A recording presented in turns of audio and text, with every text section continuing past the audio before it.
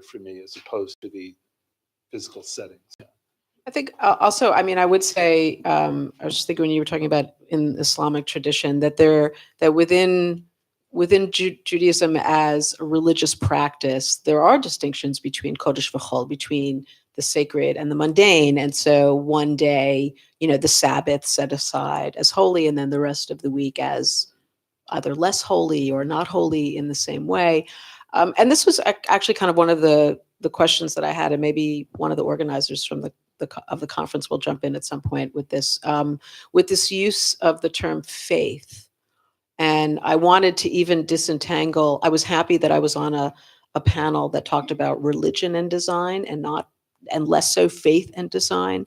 I mean, I know I teach at a place called the Jewish Theological Seminary, and I have rabbinical students in my courses, but for me, my interest has been more in sort of cultural formations of Jewish space.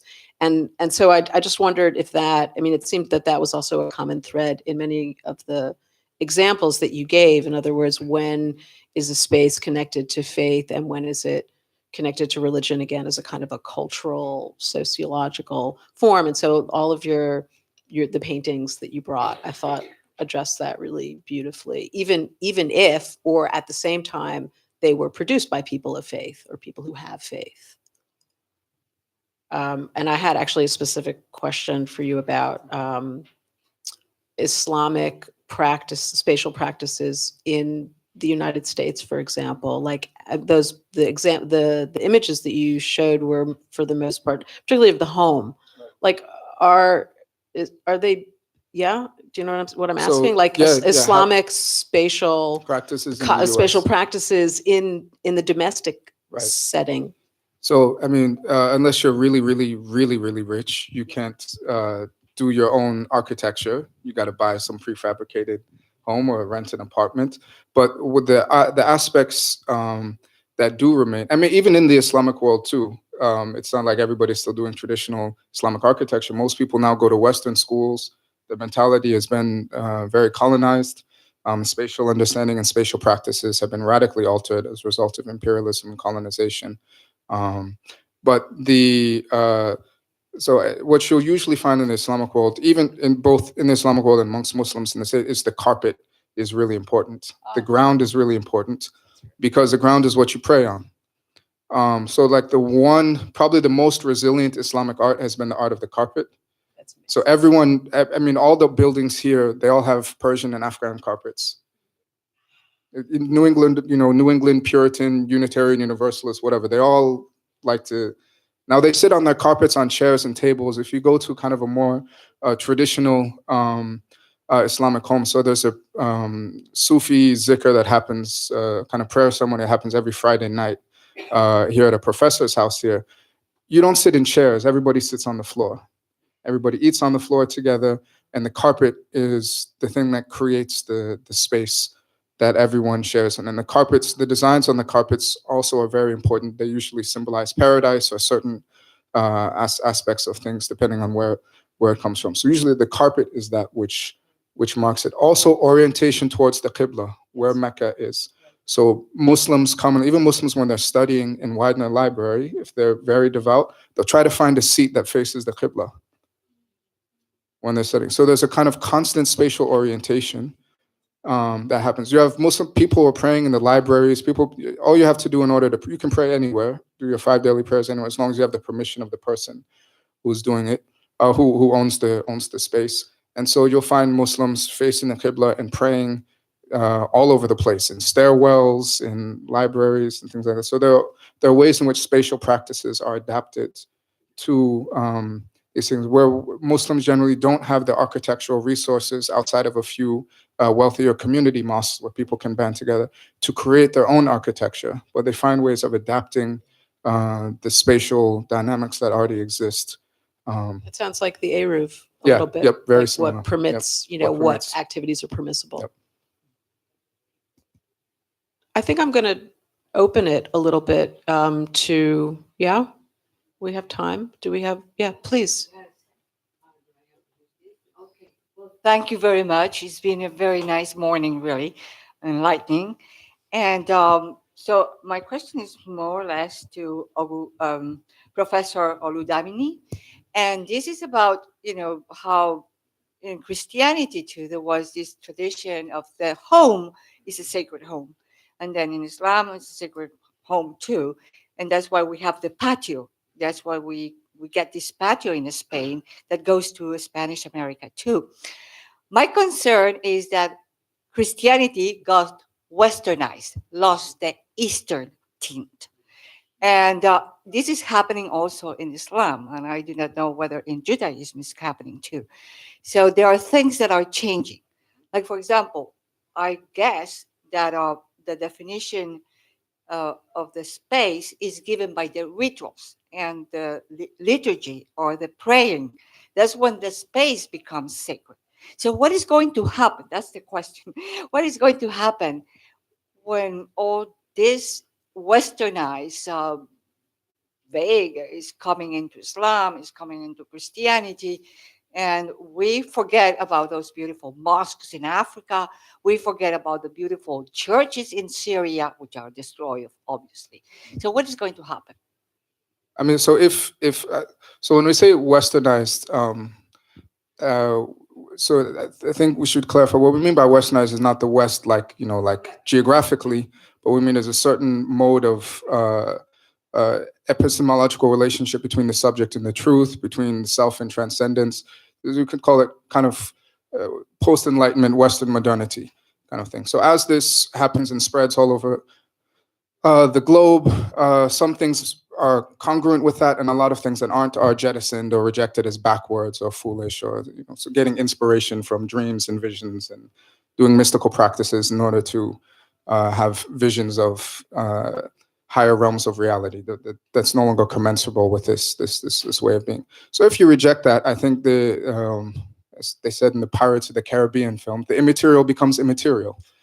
These transcendent dimensions of things become less and less tangible to people.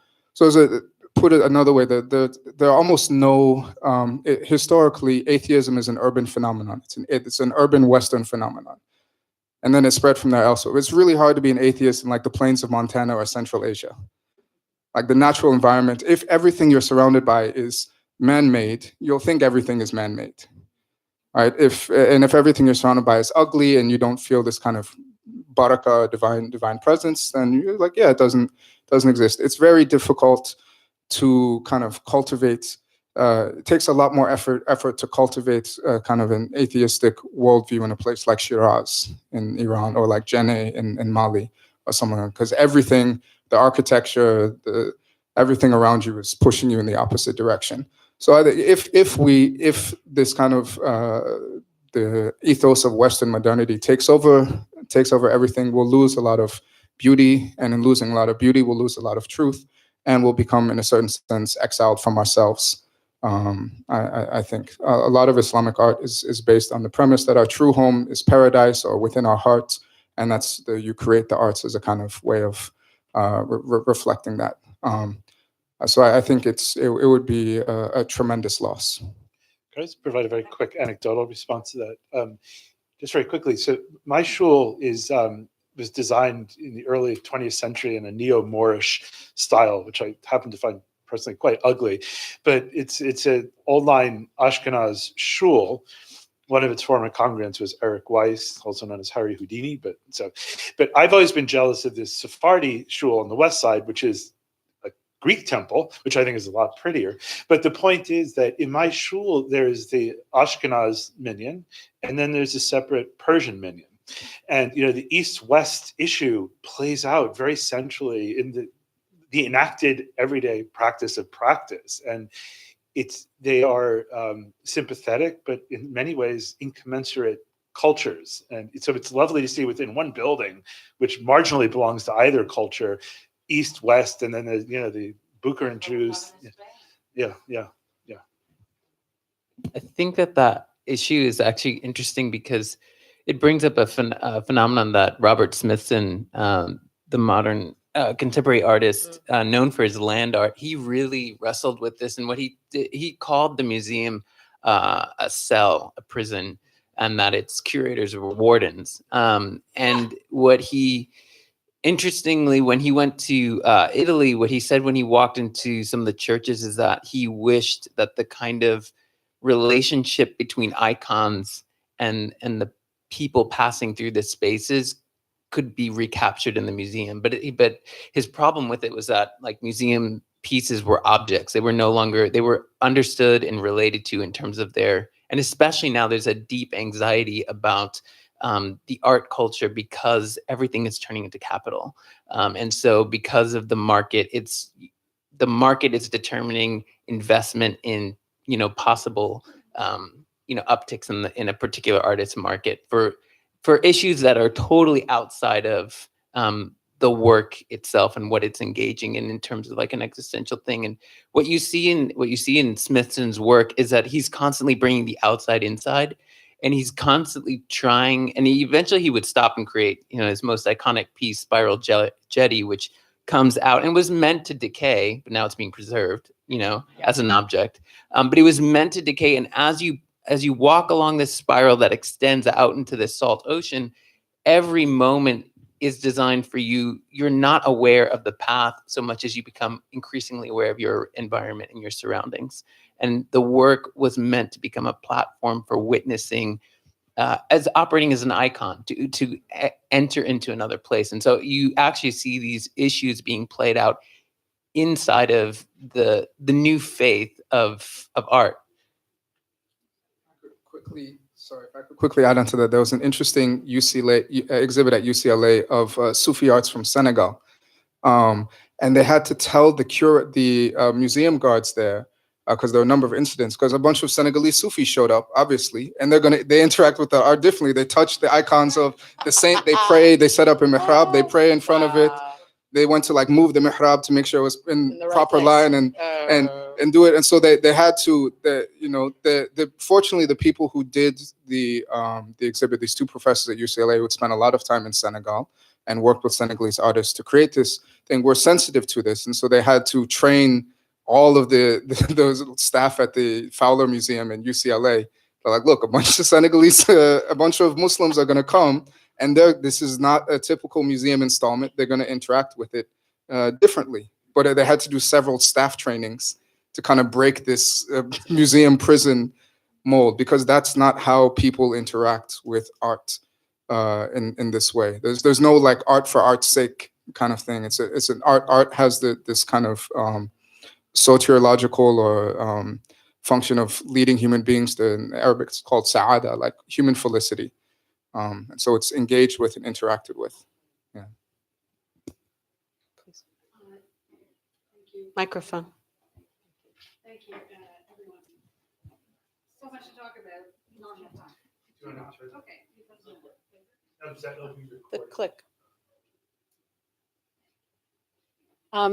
And Odile Deck just recently has talked about how cultural institutions are the new churches. We've heard this before, the museum is temple and so on. But I actually wanted to come back to the Islamic sites that you showed in your slides. I'm interested in the notion of beauty as truth, as you mentioned, and whether or not the codification of the ornamentation or the art, let's call it, in these works can have digression through artists' will. And so if an artist decides to draw, I don't know, a house, an animal, or whatever it is this permissible? Is this still beauty as truth according to the codifications? Because there is, of course, a similarity in the ways in which we see these images through your slides, for example, and what we know of these places. So how does one become, although I know where this is going, individualized, I was going to say, but of course that's not acceptable. I know this. And so how does one become part of that community outside of the codification? Is that possible? Is beauty still truth outside of the codification? Well, so the purpose of the artist generally in the traditional Islamic sense, which is why I distinguish between like traditional Islamic art, Muslim devotional art, and like Muslim art, isn't to express individuality. Rather, it's for your individuality, to conform your individuality to the truth. And then to express kind of truths of a universal nature in these forms. But there are things that break rules all the time. There is creativity within these formal structures. So you'll find, especially in Central Asia, tigers all over everything. In Indonesia, dragons on mihrabs and things like that. But they're not, the dragons and the tigers look different from, so these were popular elements of Buddhists, Hindu, and other traditions there before, but you can kind of tell when the society becomes, or the artist becomes more Islamicized, their tigers start looking different. The dragons, they start looking more geometric and more abstract.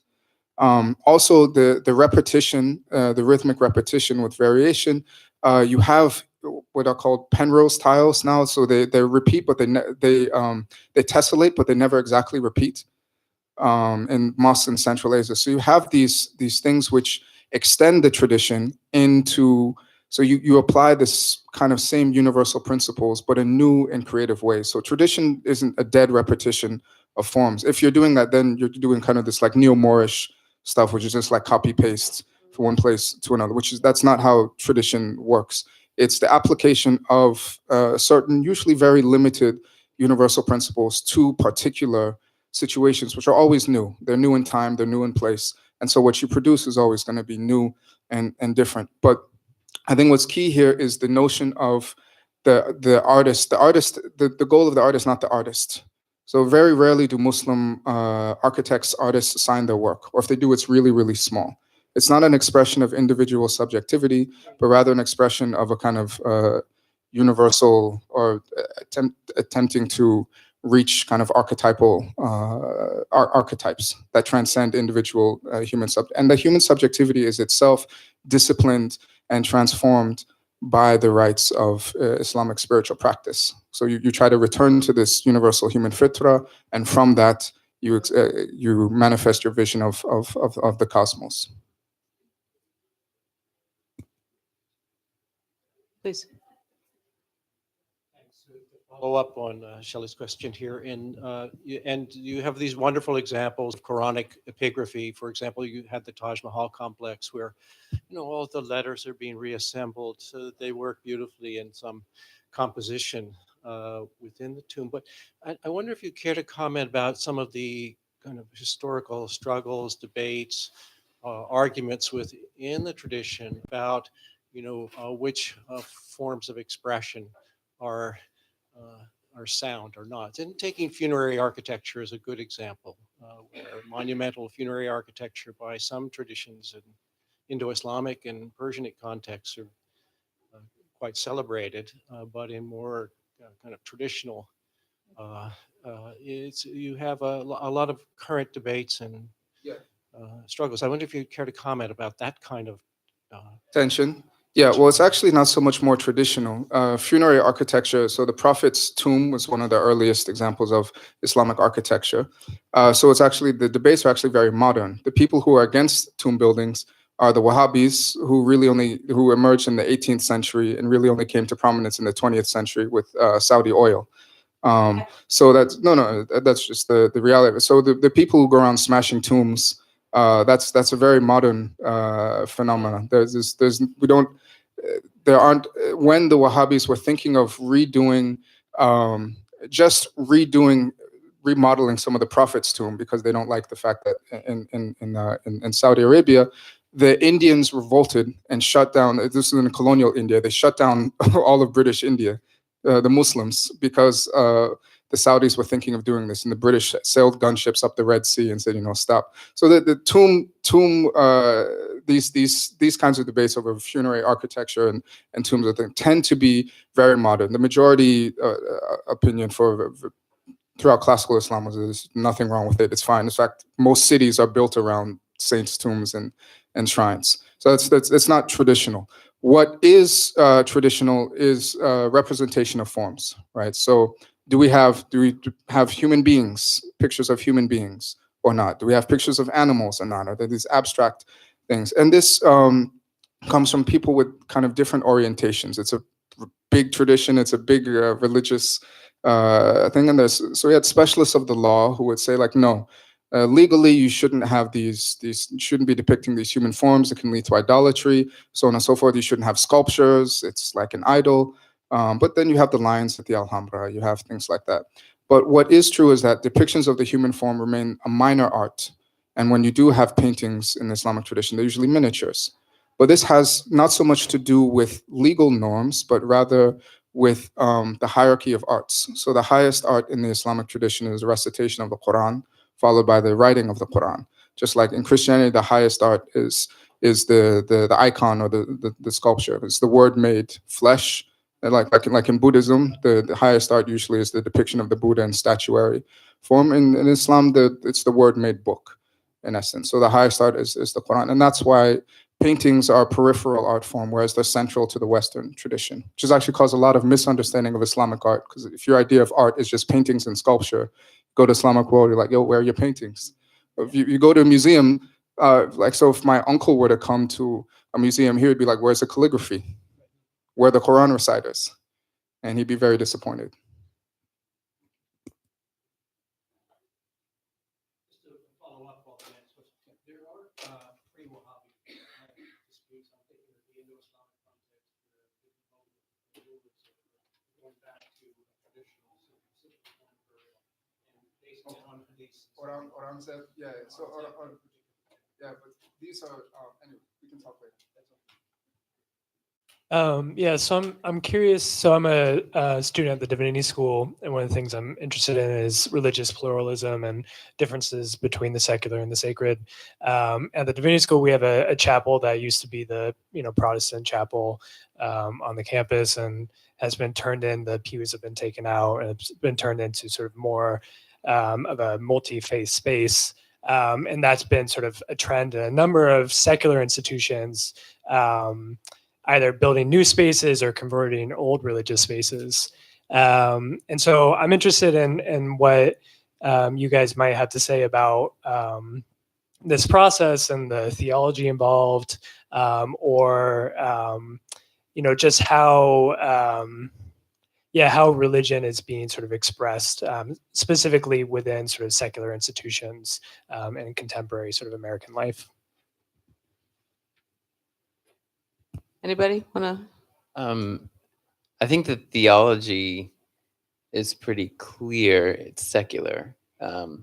To create a neutral space for devotional practices that are extremely particular. I think if you look across like the different examples that you saw on the screen, they're very particular processes of devotion. So, and it comes in with this new faith of architecture, and then the new faith of secularism that, listen, you guys are all the same anyway. So like, if we give you, if I, cut out some tape on the floor, that's cool, right? We could, no windows, that's fine. Like if you can't orient yourself, who cares? There's this scientific positivist epistemology operating that doesn't really take seriously logics that stray outside of the normative condition of post-Enlightenment thought. And so the problem is like when a faith is articulating itself, and I think Latour gets really to the heart of the matter, is that, the people listening, although most people would say like, I totally don't believe in modernism. Most architects would say we don't practice modernism, but that core germ is still operating and exerting itself through the discipline and techniques of the academic institution in many ways. Even though its faces are different, ostensibly more diverse, there is a colonization of the mind that exists that can take different forms and different visages. So I think that's something that we need to think really thoroughly about. Isn't that there isn't a desire to value the other, but there's just like simply like a disrespect for the particularities of devotion. I actually use this example when I teach my students so most prayer spaces on campuses are either converted churches, converted Protestant church spaces, or like meditation rooms that they set up. That maybe a few students go in and meditate, but it's usually the Muslim kids who go in there and pray a lot. but this architecture of the space is entirely post-Christian. The whole architecture of it is based on this. And then we allow you to inhabit this space, right? But you can't set your traditions aren't setting the structure of the space. The structure is set. And then you're allowed to exist within this structure, within this post-Christian structure. So I use it to explain to my students kind of liberalism, how it itself becomes a master discourse, which then kind of pretends to universality and then allows certain minority or other communities to exist within it, all the while pretending that it's neutral.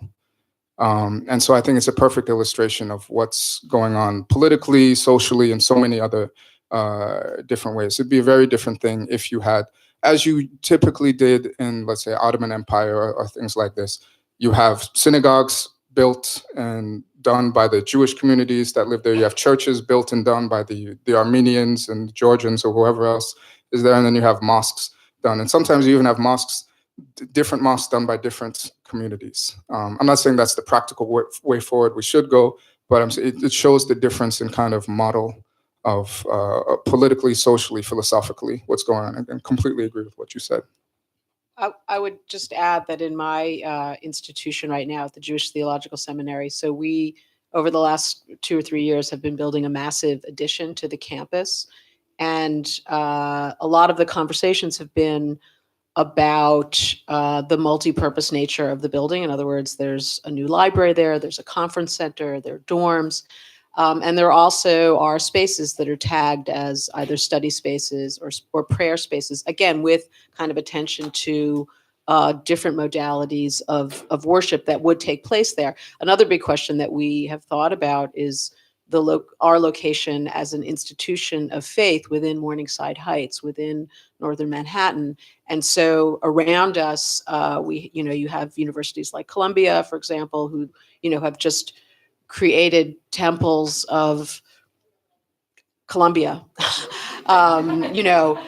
which are masterpieces of design and extraordinary edifices and, just kind of with all the bells and whistles of contemporary architecture.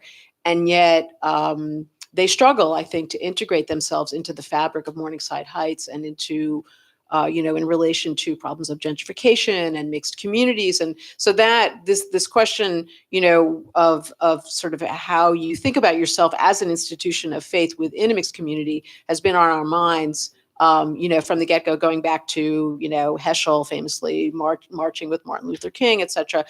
There's a historical tradition in the neighborhood, and we, alongside, we're very fortunate to have, Todd and Billy as our architects, and, have been very fortunate to be able to have conversations with them about what it means to be an institution of faith and to build architecture that is optimistic and inspired, but also sensitive to sort of the particularities of the neighborhood that it is, the contemporary setting in which it is being built.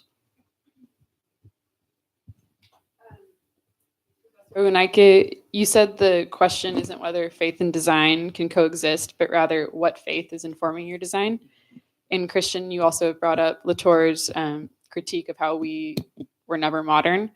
It seems like y'all are both saying that designers today are still practicing from a place of faith in something, maybe not a higher power, but there's something that drives them. And I was wondering if either of y'all or anyone else had ideas on what this might be. I think we're talking about this. What's the name? Charles Taylor wrote this really interesting book called The Secular Age, in which, some of it's disputed, but he makes this interesting point that secularism is birthed out of like Christianity's own kind of like neuroses. I'm doing a brutal summary, but that was pretty good, actually. And so I think when you look, again, I would say when you look at how material resources are being invested in a culture, you find out very quickly what are the higher powers. Because like, let's say, I give this example a lot, and I think it's funny, but you look at the pyramids, and we have a very paternalistic look at the Egyptians. We're like, they're so like naive. They're a necrophilic kind of civilization that they're investing so many resources in the afterlife. That's cute. They were naive. developing algebra, surgery, brain surgery, all kinds of things that we still practice today. And then you look at our culture, and let's say somebody pulls a plug out, and Silicon Valley looks like a really weird thing. You know, how is so much money being pumped into a place that creates a completely invisible architecture? You know, the way that commerce circulates is so driven by a phenomenon that's completely intangible.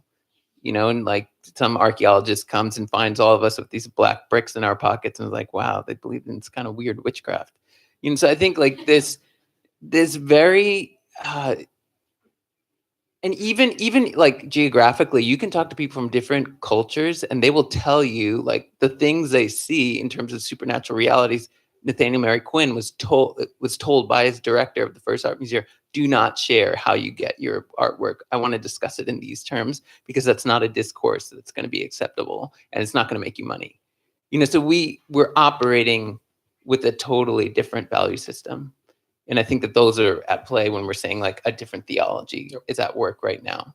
I totally agree. The secular is just the post-Christian, and you have to understand it historically and kind of geographically, culturally. Another way I like to look at it, so someone was making, the argument is that the modern world is often disenchanted.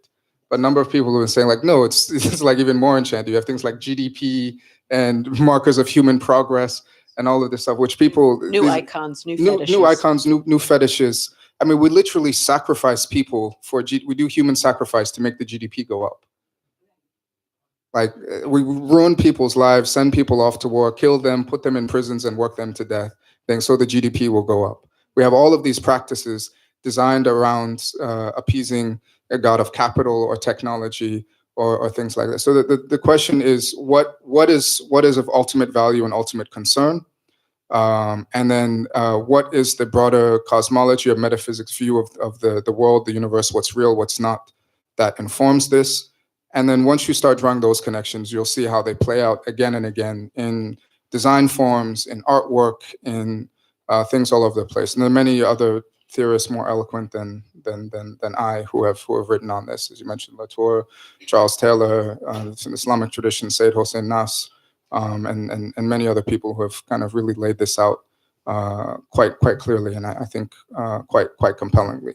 The thing that's important though is because the modern secular is so ubiquitous, it becomes hard for people to see. It's only until you bump up against something that's different or works differently that it becomes like a fish doesn't know what water it is until it hits the surface. The danger is that due to its ubiquity, its presence all over the place, you can assume, oh, this is just the way things are. This is just universal. There is no, like Fukuyama said, this is the end of history. Or Margaret Thatcher, there is no alternative. This is just the way things have to be. So there's a kind of assumed facticity to the secular modern that I think is very dangerous because it prevents you from imagining or conceiving of any alternative. Where if you scratch the surface, you see things actually don't work the way they say they do everywhere. It just reminds me of that lovely Naipaul quote, the world is as it is. But very quickly, Christian, I like your discussion of the secular world as being a neurotic cathexis, because I think of neuroses as being a particularly Jewish invention. So it makes me think of the secular world as an after effect of the Jewish world. But Carolyn, what my talk was trying to get at in a part was I'm my life has two churches. One is Judaism, one is the Western canon. And I've been shuttling between them, and the forms of service and devotion I pay to them are related, but contrary and vexed. And again, like Pevsner saying what it is to be English, what is this guy to be talking about a culture that has largely excluded me, but it was produced by people like me? It's a very complex situation, and that's why these tricksters, Pevsner, are so curious to me. But so there are two forms of faith that are running alongside. I think of this artist we interviewed. He's very famous. His pieces are owned by the Guggenheim. Tim Hawkinson, and when he was first asked, so your pieces have to do with faith, he just turned blank. He turned red and he didn't say anything. Now, I mean, he's a little he hates interviews. So, but beyond that, after a minute, the critic said that he then was like, somebody could get in a lot of trouble for admitting that. You know, even Mike Kelly, who's considered like the complete antithesis of anything sacred. One of the art critics, Howard Fox, that we interviewed, he wrote up this piece for the Whitney when Mike Kelly had this huge retrospective at the Whitney. And what he wrote was that Mike Kelly's work was actually the cry of a secularist desiring to return to sacrality. And he sent it to Mike Kelly because he knew if Mike Kelly didn't like it, it was going to get thrown out. And Mike Kelly said, I would have never agreed with you until the last few years where I realized that what you're saying is absolutely true about my work. And it really is essential for us to see through the kind of facades that are generated, even oftentimes by people of faith in order to protect themselves in a industry or an industrial complex that's built ostensibly in a very like quote unquote, I don't even like using the term atheistic because I don't think it's true, but in a way that like denies that those kinds of logics operating out in the open. And what I think we're arguing for is a platform where those logics can come to the surface so that they can be theorized, not colonized, but actually those languages can begin to substantively inform the discourses that exist at places like the GSD. When we're creating architecture, you really can only talk about the origins of your forms in very particular ways that have been defined by the last like 100 years of modernism. So yeah, I have a question or a comment. Talk about Gropius and this idea of architecture as a new faith, and I'll extend that to art or even to modernism. So one comment, is it possible to have a new faith? Can we abandon the faith of our fathers, our Abrahamic faith, and actually it be faith? Can we start from nothing and create faith, which is the implication? And then the second piece of it is, as I think about my faith in design, I do want to ascribe meaning and purpose and beauty and joy to the work that I'm doing. But it's such a dangerous, slippery slope, because as soon as I do, I can begin to actually worship the thing of my own creation. That's idolatry. Bingo. That's a big no-no. There's a great midrash on that. Yeah. Okay. Are we going to answer that question? I mean, that's, yeah. Okay. This is the last question, but yeah, please, if there are any thoughts. It just reminds me of you know, like quote Woody Allen anymore, but we were talking about Scientology. He says, I want to subscribe to any religion that advertises in popular mechanics. So, you know, the possibility of new faith. Yeah, I mean, people don't quote it Woody Allen, but the people still quote Heidegger, and he was a Nazi. So, like, you know, it's one of the things that just drives. Yeah, it's just one of the things that drives me nuts. Yeah, I mean, from the traditional Islamic perspective, no, you can't create you can't create a new faith. You can create. So that there's kind of similar to what you said. One of the most influential Islamic Sufi thinkers and theorists, Ibn Arabi, says man is created as a worshiper. He always worships something. He's always worshiping, and whether or not he knows that he's worshiping God, the real, but he can worship delimited forms, or he can worship the absolute reality of the real. So you can make new forms in which you can worship, and so you can make your own creation and get caught up in that. Again, this is why one of the reasons why traditional Islamic art places so much emphasis on being transparent and not individualistic. So it's not about you and your creation, rather it's about creating a mirror onto the world of the invisible.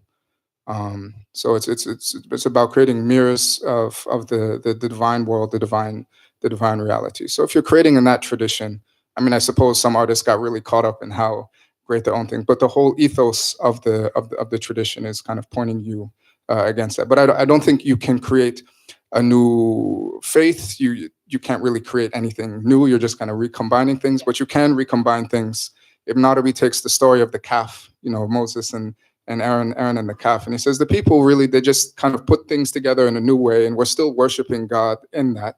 They just were worshiping God in a limited form, whereas what Moses was calling them to was to worship God in an undelimited form, the real as such, rather than the real as manifest in this particular limited form. So one way in which to understand or critique modernity is the delimitation of reality to a very shallow, its crust, basically, from the Sufi perspective. It's in a sense like apprehension versus like mystery. Like the Western world loves to apprehend. It's funny to me the distinction that's not funny to me is the distinction in Harvard where you have the gates like enter here to attain wisdom, like down on Massachusetts Ave. And what you really get here is knowledge. I don't know that you could, and I think the distinction between wisdom and knowledge is very different as you see it in the scriptures, especially in Proverbs. There's the personality. Wisdom has a personality, and there's like an engagement with the subject. It has a subjectivity. Knowledge can simply be acquired. Wisdom demands humility, and it demands an active relationship. And I think that when we're talking about like the practice of architecture, like just thinking about things that we've been saying here about the nature. If you walked up into a design review and you were like, so I'm like exploring mystery, and then immediately the question would be like, how is that being formally represented? You're like, where is that on your drawings? And you like, the point is that like this becomes a threshold. Yeah. And then you'd be critiqued on that.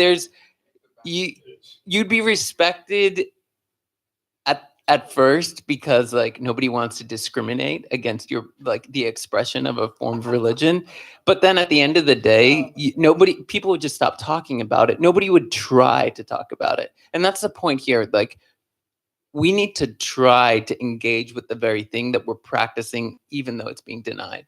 Like when you walk through the reviews and you walk through the mid reviews here, like it's at work and it's at play when you hear people say things like, I just want to talk about architecture. I don't want to talk about social practices. Like statements like that belie and betray like what you were saying, the operation of a new faith, so to speak, and how it drives the culture of design today. Give a hand for our wonderful panelists.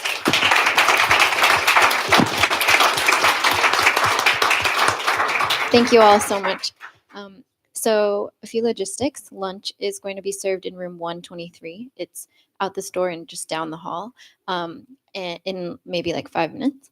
And then if anyone wants to stay for the dinner with Hillel, speak with Ben.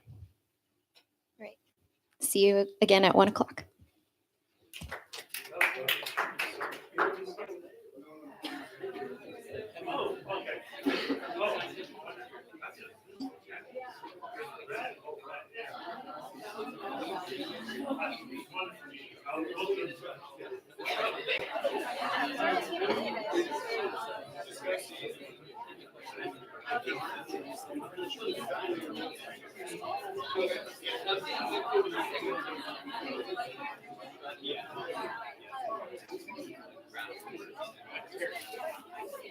I don't know where we do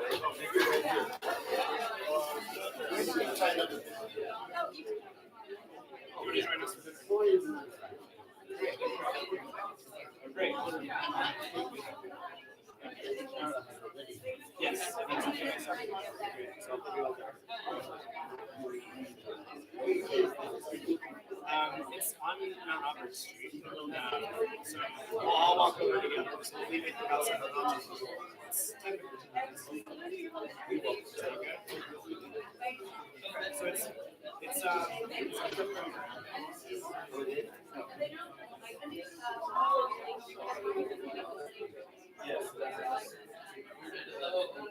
yes.